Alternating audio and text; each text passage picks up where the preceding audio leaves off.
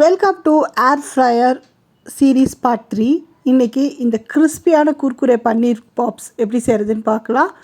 First பன்னீரை இந்த மாதிரி க்யூப்ஸாக கட் பண்ணிக்கலாம். அதுக்கப்புறம் அந்த ஜிஞ்சர் கார்லிக் பேஸ்ட்டு, கொஞ்சம் மிளகாய்த்தூள், தனியாத்தூள், கரம் மசாலா, கொஞ்சம் கஸ்தூரி மேத்தி, உப்பு, கட் பண்ண கொத்தமல்லி, கொஞ்சம் பெரிய பெரிய மசாலா, லாஸ்ட்டாக கொஞ்சம் லெமன் ஜூஸை சேர்த்து நல்லா மிக்ஸ் பண்ணி எடுத்து வச்சுக்கலாம். இது ஒரு 10 நிமிஷம் இப்படி மிக்ஸ் ஆகிருக்கும். அதுக்கப்புறம் இதில் 2 ஸ்பூன் அளவுக்கு கடல மாவு, 1 ஸ்பூன் அளவுக்கு அரிசி மாவு, கொஞ்சம் தண்ணி சேர்த்து இந்த மாதிரி நல்லா மிக்ஸ் பண்ணி எடுத்து வச்சுக்கோங்க.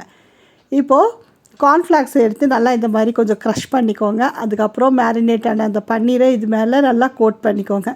ஏர் ஃப்ரையர் பேஸ்கெட்டில் லைட்டாக இந்த மாதிரி ஆயிலை க்ரீஸ் பண்ணிக்கோங்க. இதில் நீங்கள் ஆயிலே சேர்க்காமல் டைரெக்டாக பன்னீர் அப்படியே அரேஞ்ச் பண்ணிங்கனாலும் இது நல்லா கிறிஸ்பியாக வரும். அதுக்கப்புறம் 180 டிகிரியில் 8 மினிட்ஸில் பேக் பண்ணி எடுங்க. ரொம்ப அருமையான கிறிஸ்பியான குர்குரே பன்னீர் பாப்ஸ் ரெடி ஆகிடுச்சு. அவ்வளோ ஆயில் எல்லாம் இழுக்காமல் ரொம்ப சூப்பரான ஒரு ஸ்நாக்ஸ் ரெடி ஆகிடுச்சு. இது டொமேட்டோ கெச்சப் இல்லாட்டி க்ரீன் சட்னியோட சர்வ் பண்ணுங்கள். ரொம்ப அருமையாக இருக்கும். கண்டிப்பாக ட்ரை பண்ணுங்கள்.